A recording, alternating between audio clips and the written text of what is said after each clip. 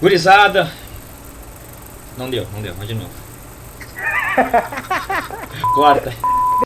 Gurizada, hoje um vídeo diferente, mas dentro da temática ainda, né, que o canal se propõe.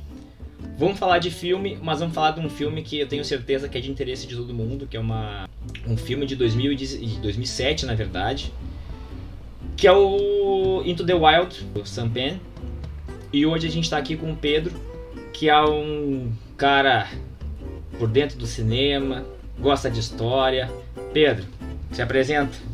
Bom dia, boa tarde, boa noite, pessoal. Tamo aí, vamos para um papo sobre o que a gente gosta de falar, cinema. Nós dois somos cinéfilos, assim, sempre acompanhando tudo que sai. E esse é um filme que marcou. Pode ser um filme que talvez que não teve tanta bilheteria, mas eu acho que é um filme que é importante, tanto pela parte técnica dele, como também pela própria história que ele passa, uma história real, né? Adaptada do livro do Jon Krakauer, né? Então é um filme que pode trazer bastante debate, assim, tanto sobre várias questões dele, né? Logo depois que se tornou público, né, o caso do Chris McCandless, a revista Outsider convocou um jornalista para fazer uma investigação, né, sobre o passado, sobre as circunstâncias que levaram o Chris a se aventurar nessa jornada. E ele entrevistou família, entrevistou amigos e principalmente as pessoas que o Chris encontrou durante essa peregrinação. Que então dessa pesquisa surgiu este livro do Jon Krakauer, que é onde originou o filme, né? Best-seller nele, hein?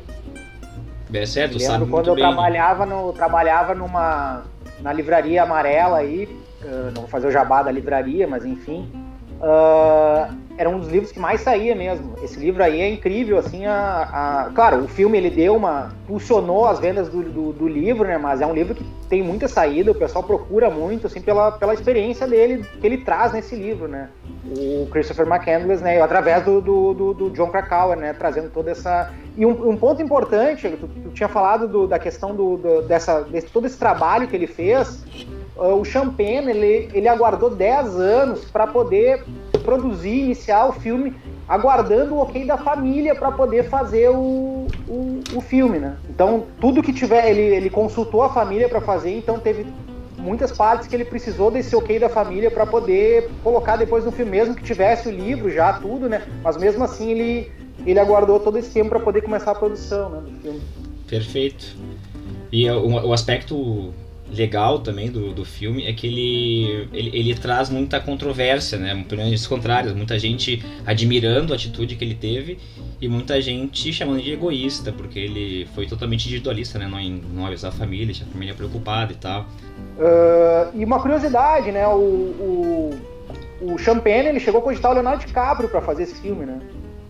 Chegou a cogitar o Leonardo DiCaprio e, inclusive, o Marlon Brando, para se fazer o papel daquele senhor lá que ele encontra numa... E, exatamente, né? Acabou ficando o Hal Brook no final, né? Que até concorreu ao Oscar de ator coadjuvante lá em 2000, no Oscar 2008, no caso, né? Ele concorreu a ator coadjuvante, né? Falecido. A atuação dele é incrível, né? Faleceu esse ano, em janeiro desse ano, 95 anos, ele faleceu, um baita ator que já tinha ganhado Tony e outras premiações, mas ele concorreu ao ator coadjuvante por esse filme. O Emil Hirsch até não concorreu, mas ele concorreu ao Oscar de melhor ator coadjuvante por esse filme mesmo, né? Não, e o Ron é um dos personagens assim que mais... das pessoas que ele encontrou durante esse percurso, foi um dos que mais chamou atenção, né? Porque era um cara muito sozinho, ele tinha perdido a família no acidente de trânsito, se eu não me engano, né? Um bêbado dirigindo. E isso foi em 1957, quando ele estava no exército. E ele era sozinho, tem uma cena do filme que quando ele vai dar carona pro Chris até parte do caminho até o Alasca, em que ele diz que ele não tinha mais família, né? Que ele era o único filho, ele era filho único. E ele pediu para adotar, né, o Chris. Essa parte ela é emocionante mesmo, né? Acho que uma das principais partes do filme é esse momento mesmo que ele... Eu acho que talvez o espectador chegue até a torcer que ele... cara, desiste disso aí que tá fazendo e fica com o cara ali, porque fechou uma química muito legal entre eles. E eu acho que o trabalho dos atores ali, né, nessa parte é muito bacana, né, dessa relação que eles tiveram por pouco tempo, né, tem toda a questão da superação, dele fazer o Ron escalar até lá em cima a montanha, então são partes, e esse momento que ele pede para ele ficar junto com ele é uma parte muito bacana mesmo do filme, né. Não, é uma coisa que chama atenção, né, na personalidade do Chris, é que ele tinha o prazer de estar sozinho, né? Ele queria muito ficar sozinho. Embora ele cativasse as pessoas, ele conseguia ter uma interação, né? Criar um laço de amizade com quem ele encontrou pelo caminho. Ele preferia ficar sozinho. E essas pessoas que ele encontrou no meio do caminho é o contrário. Elas se sentiam sozinhas e não queriam ficar sozinhos, né? Aí entra aquela questão da solitude, da solidão, que ele não era um cara solitário, ele era um cara que ele tinha prazer em estar sozinho, né? Em se experimentar a si próprio.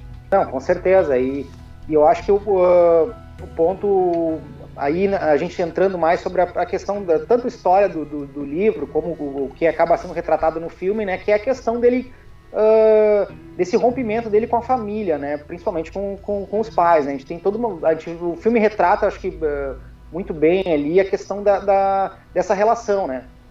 Da família projetar o que tu quer ser, já tá tudo determinado, ele fez tudo que foi determinado para ele fazer, ele vai lá, se forma e tchau, né? Segue a vida em frente, né? Mas aí a gente vê no filme que é demonstrado toda essa relação, que a relação do casal já era uma relação complicada, a relação dele com os filhos também, tanto com a irmã dele, como com ele também era uma relação complicada, é aquela família idealizada ali, né? Tem que tudo seguir aquele padrão, e não pode sair daquilo ali, né? Tu já é moldado, a sociedade quer que tu seja daquela forma, então tu já vai ser moldado daquela forma ali. E aí o que ele vai fazer com essa jornada dele? Ele vai tentar quebrar esse paradigma, né? Ele vai descobrir o mundo e vai sair fora daquilo ali, de tudo que está destinado para ele. Até tem uma passagem do filme que eu achei sensacional, que é aquele momento que ele olha numa acho que é um restaurante, se eu não me engano, e ele vê o que seria um executivo ali. Naquele momento ali, ele vê uma realidade dele se ele não tivesse feito aquelas escolhas, né? Que ele poderia estar ali conversando com alguém ali, bem arrumado e coisa, bem sucedido, mas será que de fato ele seria feliz? Eu acho que é muito interessante essa parte do filme por causa que ela traz essa reflexão, né? E ele vai aprendendo, acho que com cada encontro que ele tem, ele vai trocando experiências e aprendendo também, né, com isso, né? E voltando a essa parte aí que ele se enxerga, né, numa realidade alternativa, mas também quando ele se enxerga daquela forma de terno e gravata, com isca na mão, conversando com uma guria, ele tá sorrindo, né? Ele olha lá pra fora, dá um sorriso, levanta um copinho de uísque, enquanto ele, na vida real ali, ele de verdade, ele tá triste, né? Ele tá pra baixo e tal. Pelo menos foi o que externizou naquele momento ali, foi um... Não, de fato, ele chega o filme ele mostra que ele chega a vacilar, não a vacilar, ele não tem certeza daquilo ali, né? As dificuldades se apresentam para ele, tanto que ele tem, no meu ponto de vista, né, ele tem essa visão, então ele chega a ver assim, será que não poderia talvez ser melhor isso aí, talvez ser uma escolhas diferentes, é bem interessante mesmo, acho que é o que ele retrata nesse ponto mesmo aí, né. Voltando ali a parte dos problemas familiares que ele teve, o pai era super bem sucedido, né, o pai ele era engenheiro espacial, se eu não me engano, e ele trabalhava na NASA, e ele era um cara muito bem sucedido na área dele. Só que ele tinha uma família paralela. Ele era casado com a mãe do Chris, mas ele tinha uma família paralela, que era, na verdade, a primeira esposa dele. A mãe do Chris foi a segunda, mas ele mantinha as duas famílias simultaneamente. Tanto que o Chris ele tem um irmão que nasceu depois dele. Então, e aí o pai também era super abusivo. E isso eu acho que retrata mais, não sei se retrata tanto no filme, assim, mas no livro eles buscam bastante assim, um aspecto familiar para buscar compreender por que ele tinha aquele certo desprezo. E até esse ponto da história, eu acho que é uma coisa que a gente pode ressaltar também no filme. Esse filme ele concorreu a melhor montagem também naquele ano, né? Então eu acho que a forma como a história é passada ali, toda essa parte, a montagem do filme, o filme inicia com aquela cena, acho que a mãe dele acordando, né, chamando por ele. Exatamente, né, e depois a forma como o filme termina lá, depois a gente vai falar mais, enfim, sobre a parte da conclusão do filme, Mas acho que e a história vai e volta com flashbacks dele, então acho que a forma como o filme todo foi dinâmico assim é bem interessante mesmo nessa história assim que vai e volta, traz flashbacks do passado dele, traz para quem tá assistindo tu vai pegando as informações e vai captando aquilo, tu não sabe muito bem o que tá acontecendo, mas depois a história vai te trazendo essas informações aí que é bem interessante. Eu acho que é um ponto importante do filme foi de fato a montagem do filme, né? A forma como foi feito assim é bem interessante mesmo. A parte do ônibus é a parte que faz parte do filme inteiro, né? No início, já mostra ele chegando no Alasca no ônibus. Exatamente. E vai se passando 7 semanas no ônibus, né? Ele vai tendo a contagem regressiva ao mesmo tempo que vai contando desde o início, desde a faculdade. Exatamente, ele não é uma história linear, ela não é uma história linear, né? Ele vai trazendo informações, tanto pode pegar lá do final, como pode trazer outras informações ao longo da história. É bem interessante mesmo a forma como é contada a história no filme, no caso, né? Tu falou sobre uma outra curiosidade, tu falou sobre o ônibus, né? O ônibus que eles no filme eles construíram aquele ônibus, né? Eles não utilizaram o ônibus mágico lá, eles não utilizaram o ônibus mesmo, né? Eles construíram aquele ônibus. O Champagne até por respeito à família, eles decidiram construir o outro ônibus e gravar, não foi utilizado o ônibus lá. E até porque, como virou um lugar de peregrinação aquilo lá, né? Então, várias pessoas foram até lá e outras pessoas morreram também tentando chegar naquele lugar lá, né? Então, tanto que tiraram o ônibus, ano passado tiraram o ônibus de lá, né? Pra evitar mais transtornos. As pessoas iam sem preparo para poder fazer aquilo ali, enfim, né? Acabavam... No próprio YouTube a gente pode achar várias pessoas que chegaram no ônibus. Esse dia tá passando no canal off também. O pessoal foi pra lá encontrar o ônibus e fazer filmagem do Aurora Boreal. Mas o filme é interessante porque ele começa já mostrando a formatura dele na faculdade e todo mundo subindo no altar pegando cano de forma totalmente formal, né? Vai lá, cumprimenta todo mundo e ele já sobe no palco pulando e a câmera já corta pros pais assim como se fosse uma forma de repreensão, né? Os pais não concordando com aquela atitude dele que estava fugindo do padrão que para eles era o padrão correto, o padrão a seguir. E logo depois mostra o almoço de formatura, e ali já começa a ficar mais claro não as restrições, mas que há um conflito ali entre pai e filho, né? Pai, mãe e filho, na verdade.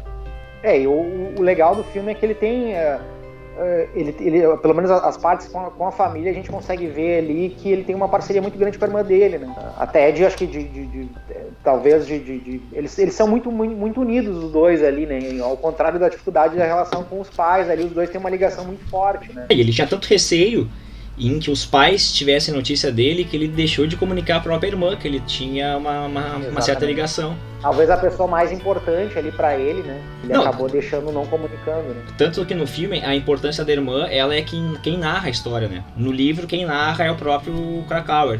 Mas no filme, quem narra é a própria irmã, toda a história. Sim, e é um ponto legal, né? Um ponto legal agora falando também sobre o filme, é que o filme vai trazendo os trechos que ele vai escrevendo ali, e é legal aquilo ali, né? Eles ilustram ali com os trechos que ele vai falando, são frases interessantes, assim, bacanas, assim, que a gente vai vendo sobre o filme, né? Falando mais sobre a produção aqui, a gente vê que o ator, assim, ele tem todo ele perdeu 18 quilos, né, pra fazer no final do filme ele tá... A parte final do filme, é.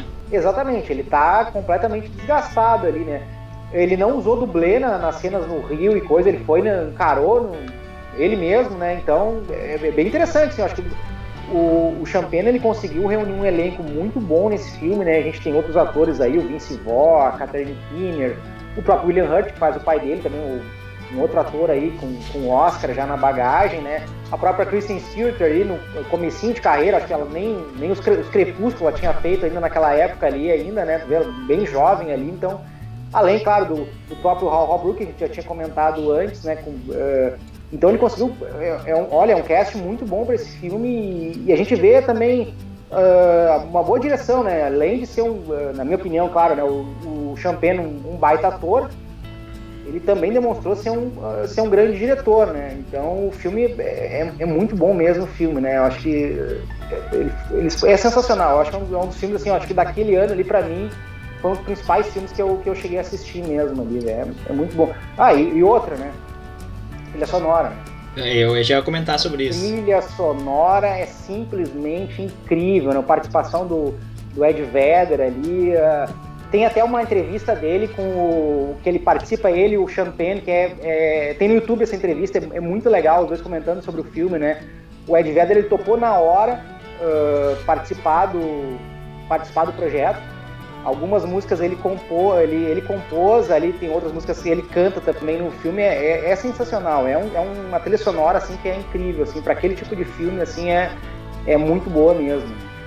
Não, uma trilha sonora, ela foi totalmente construída pro filme e o filme não teria a mesma câncer assim, de tocar alguém se não fosse pela trilha sonora, né? Aquilo ajudou bastante a gente até se identificar mais com o Chris. E outro ponto, né, que chama bastante atenção, que quando ele foi montar a mochila dele para fazer a jornada, dos poucos pertences que ele levou junto, o que mais fazia volume eram os livros que ele tinha, uma biblioteca itinerante. E ali tinha Tolstói, tinha Jack London, Pasternak, do Dostoiévski. E tanto que foi no livro do Dr. Zhivago que encontraram aquela frase conhecida, que é: a felicidade só é real quando compartilhada. E aí eu acho que é um ponto importante que a gente pode debater, porque o que me pareceu que o final do filme,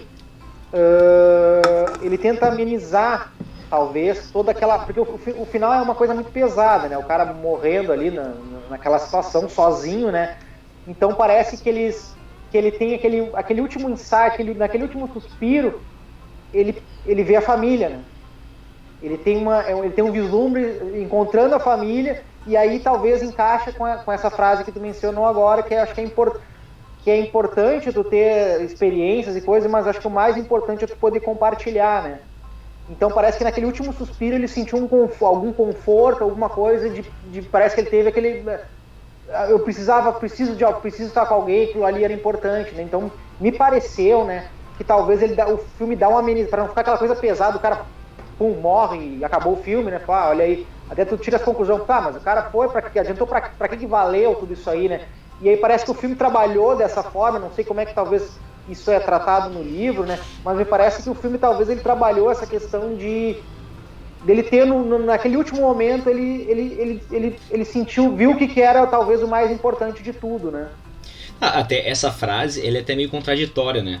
Porque hoje em dia a gente critica tanto as redes sociais, as pessoas compartilhando, né, dividindo os seus momentos felizes, né, ou o fato de tentar mostrar para outra pessoa que está se divertindo ou tentando causar um certo tipo de inveja, que na verdade não sei se é bem isso, né, que só é real quando compartilhada. Eu acho que a forma de compartilhar de repente é tu estar usufruindo uma felicidade com alguém, né, não o fato de compartilhar, porque eu vi que tem bastante controvérsia em relação a essa frase em si, mas eu acho que as pessoas meio que interpretaram errado o que ele quis dizer. É um ponto importante mesmo, porque pareceu, né, vendo o filme, me parecia que no final das contas ele queria estar com alguém, né? Não talvez sozinho naquela situação. Claro, tu teve todo um processo de aprendizagem que ele foi tendo e ele se dispôs a fazer aquilo ali, só que o filme me passou que no final ele teve aquele último momento, putz, o que era importante pra mim mesmo era estar com alguém junto aqui comigo pra compartilhar, enfim, a minha felicidade de fato. E não, até acho que o exemplo que tu trouxe é bem interessante, né, porque as pessoas vão postando as coisas, vão pra mostrar, olha, como minha vida é feliz, não sei o quê, mas talvez aquela experiência que ele teve, que era uma coisa assim, que era incrível mesmo, talvez se tivesse alguém para reencontrar e estar ali, acho que talvez seria importante, né? Eu acho que sim, tanto que ele tinha uma máquina fotográfica e ele fotografou momentos, né? Então, quando a gente registra esses momentos, a gente quer mostrar, não só o nosso para nossa lembrança, mas ele quer realmente mostrar por onde ele passou. Tanto que ele fala durante o filme que ele queria fazer um livro de repente depois, né? Que o Wayne, que é o dono da colheita de grãos lá que ele trabalhou. Que é o personagem do Vince Vaughn. Vince Vaughn, isso. Ele pergunta, mas por que tu ia pro Alasca? Porque durante esse trajeto, todas as pessoas que ele encontrou no caminho tentaram convencer ele a não se aventurar, né, no Alasca. Que era uma região que dificilmente tu ia conseguir sair vivo de lá. Seja pelo frio, seja por distância de comida, tudo. Mas, e daí ele fala, olha, de repente eu possa voltar para casa e escrever um livro e contar tudo que eu vivi.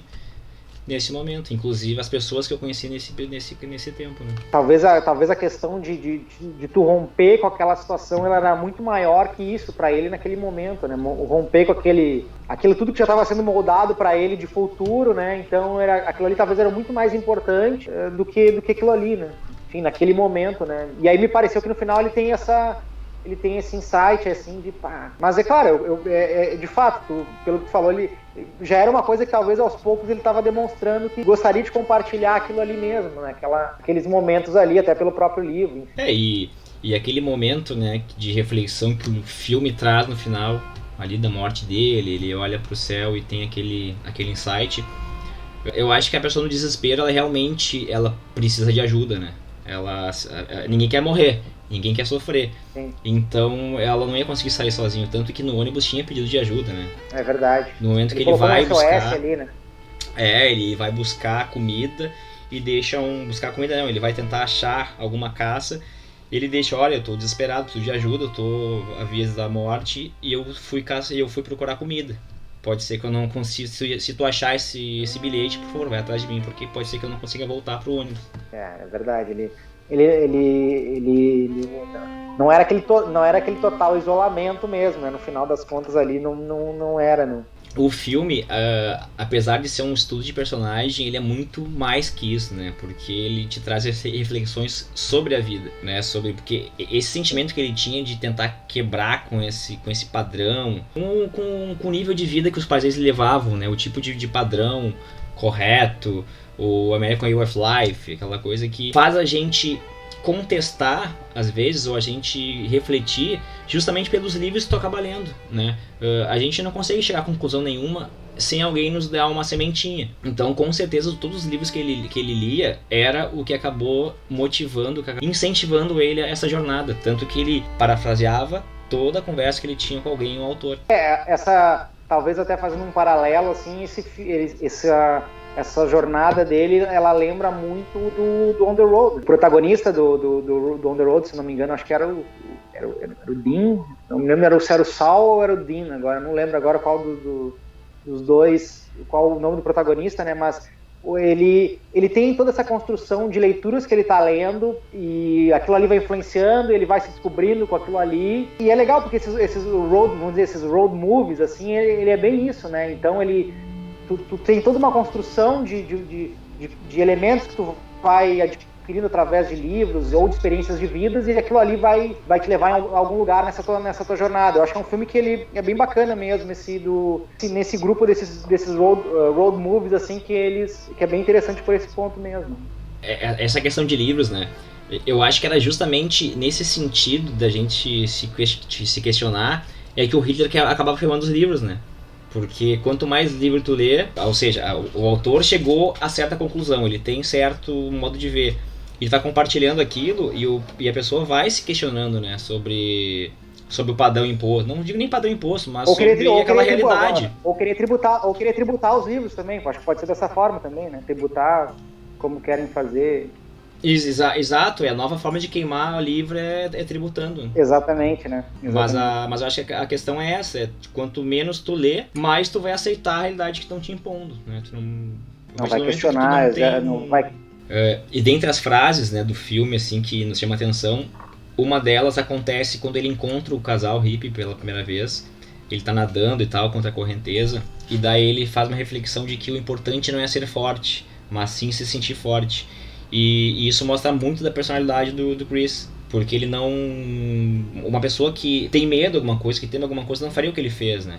Tanto que ele morre justamente por ser destemido, por não ter medo de nada.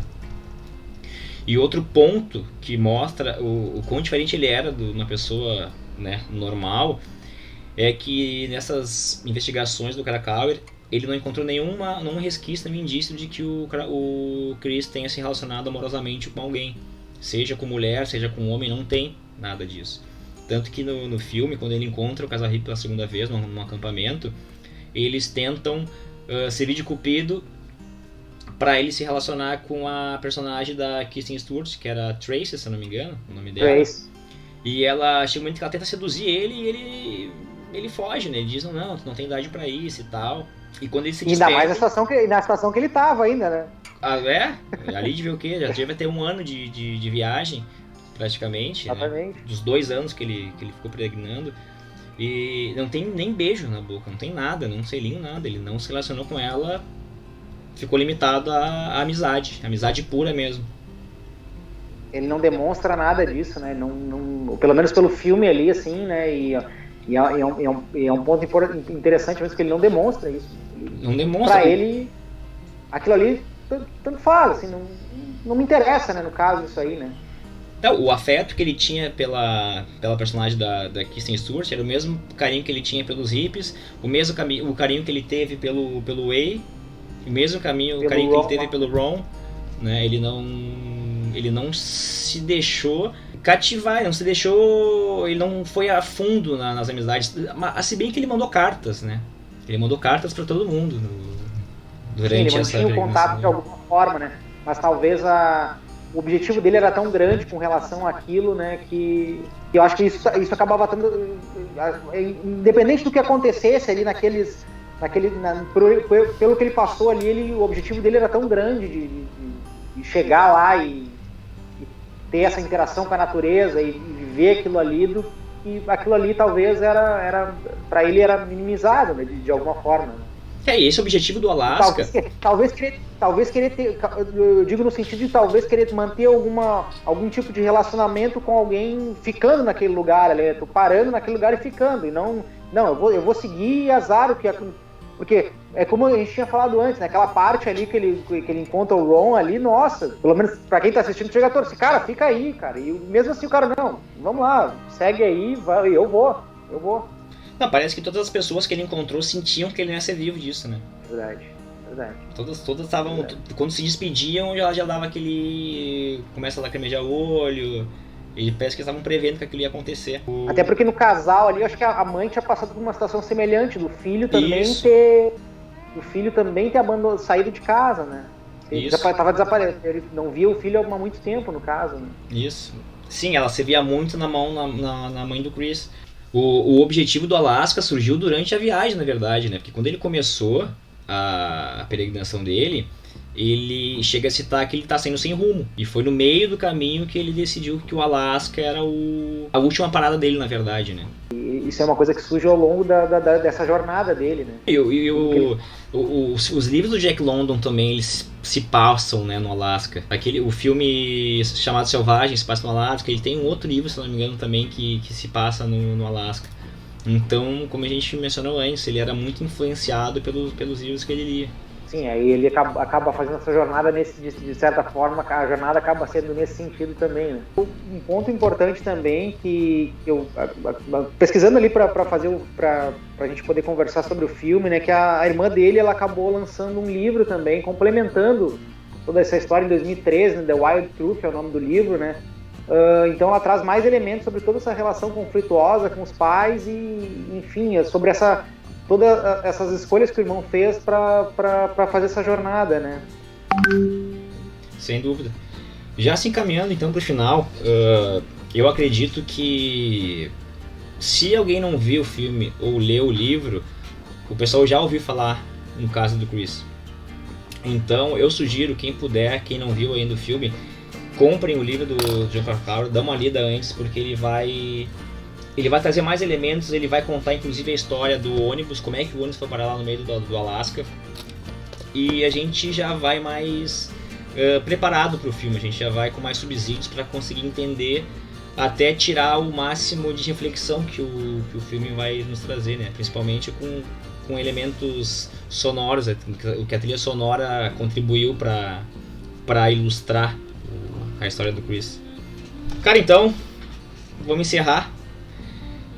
Obrigado por participar aqui desse bate-papo sobre filme que a gente tanto gosta, né? Ainda mais quando se trata de um assunto, embora tenha terminado de forma trágica, é um assunto de viagem, um assunto que todo mundo pensa um dia fazer o que o Chris fez.